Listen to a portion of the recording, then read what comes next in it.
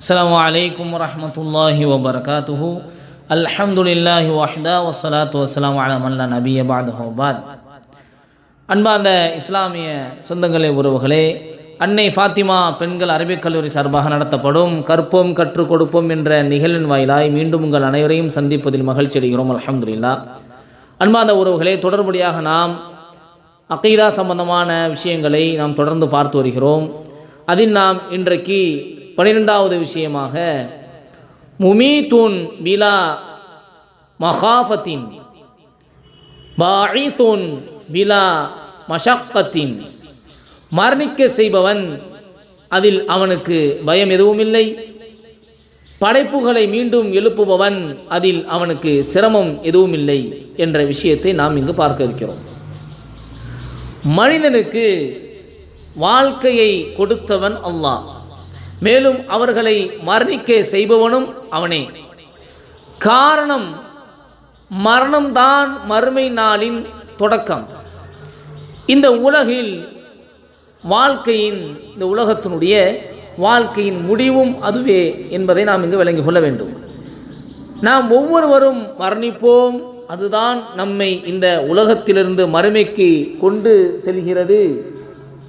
அந்த மறுமை நாளை ஒவ்வொரு மனிதனும் சந்திக்க வேண்டும் என்பதற்காகவே இந்த உலக வாழ்க்கையை பரிசோதிக்கும் இடமாக அல்லாஹ் அருளிருக்கிறான். அல்லாஹ் அதை ஆக்கியிருக்கிறான். அல்லாஹ் குர்ஆனில் 67வது அத்தியாயத்தினுடைய 2வது வசனத்தில் அல்லாஹ் பதிவு செய்வான், அல்லதி ஹலகல் மௌத வல் ஹயாத லியபுலுவக்கும் அய்யுக்கும் அஹ்ஸனு அமலா வஹுவல் அஸீஸுல் கஃபூர். அவன் எப்படிப்பட்டவன் என்றால், உங்களில் யார் அழகிய செயலுடையவர் என்று உங்களை அவன் சோதிப்பதற்காக மரணத்தையும் வாழ்வையும் படைத்தான் என்பதாக அல்லாஹ் பதிவு செய்வான்.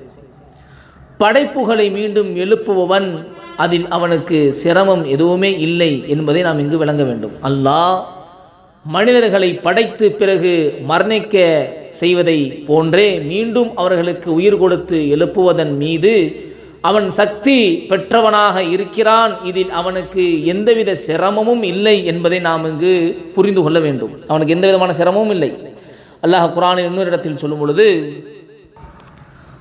மா ஹல்குக்கும் வலா பஅசுக்கும் இல்லா கனஃப்ஸின் வாஹிதா இல்லா கனஃப்ஸி வாஹிதா என்று அல்லாஹ் பதிவு செய்வான். உங்களை படைப்பதும் உங்களை திரும்ப உயிர் கொடுத்து எழுப்புவதும் ஓர் ஆன்மாவை படைப்பதை போன்றே அன்றி வேறில்லை என்று அல்லாஹ் சொல்வான். 31வது அத்தியாயத்தினுடைய 28வது வசனத்தில் அல்லாஹ் பதிவு செய்கிறான். அல்லாஹ் சொல்லும் பொழுது, உங்கள் எல்லோரையும் மீண்டும் படைப்பது என்பது, உயிர் கொடுத்து எழுப்பது என்பது, ஒரே ஒரு ஆன்மாவை எவ்வாறு அல்லாஹ் எழுப்புவானோ அதே போன்றுதான். உங்கள் எல்லோரையும் தனித்தனியாக எழுப்புவது என்பது பெரிய சிரமமான விஷயம் ஒன்றுமல்ல. ஒரு ஆன்மாவை எழுப்புவதை போன்று அல்லாஹ் ரப்பல் ஆலமீன் சர்வ சாதாரணமாக எந்த சிரமமும் இல்லாமல் அல்லாஹ் எழுப்பி விடுவான் என்பதை அல்லாஹ் சொல்கிறான். அல்லாஹ் அதற்கு சக்தி பெற்றவன், அல்லாஹ் அதுக்கு ஆற்றல் உடையவன் என்பதை நாம் இங்கு விளங்கிக் கொள்ள வேண்டும். அல்லாஹ் 30வது அத்தியாயத்தினுடைய 27வது வசனத்தை சொல்லும் பொழுது, அவன் எத்தகையவன் என்றால், படைப்பை முதலாக ஆரம்பித்து பிறகு அதனை மரணிப்பதற்கு பின் அதனுடைய மரணத்திற்கு பின் உயிர் கொடுத்து மீள வைப்பான். அது அவன் மீது மிக எளிதானதாகும். வானங்களிலும் பூமிகளிலும் அவனுடைய வல்லமைக்குரிய மேலான வர்ணனை அவனுக்கே உண்டு. அவன் யாவற்றையும் மிகைத்தவன், ஞானமுள்ளவன் என்று அல்லாஹ் ரப்பல் ஆலமீன் 30வது அத்தியாயத்துடைய 27வது வசனத்தில் அல்லாஹ் பேசுவான்.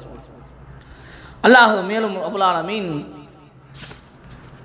36வது அத்தியாயத்தினுடைய 78, 29வது வசனங்களில் அல்லாஹ் சொல்லும் பொழுது, قال من يحيي العظام وهي رميم, எலும்புகளை அவை மக்கி போய்விட்ட நிலையில் யார் உயிர்ப்பிப்பது என்று அல்லாஹ் கேட்கிறார்.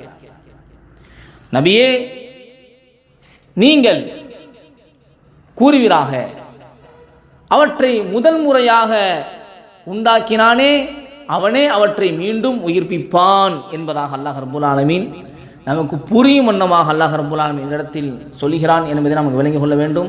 ஆக அல்லாஹ்வுக்கு மரணிக்க செய்வதும் அதை மீண்டும் நம்மை எல்லோரையும் உயிர்ப்பிக்க வைப்பதும் ஒரு சாதாரண விஷயம் என்பதை நாம் விளங்கிக் கொள்ள வேண்டும். அதற்கு அல்லாஹ் ஆற்றலுடையவன். தொடர்ந்து இணைந்திருங்கள். அல்லாஹ் ரப்பல் ஆலமீன் மேலும் அவனை பற்றிய நிறைய விஷயங்களை தெரிந்து கொள்ளக்கூடிய ஒரு வாய்ப்பை நமக்கு தந்தருள்வானாக. அஸ்ஸலாமு அலைக்கும் வரஹ்மத்துல்லாஹி வபரகாத்துஹு.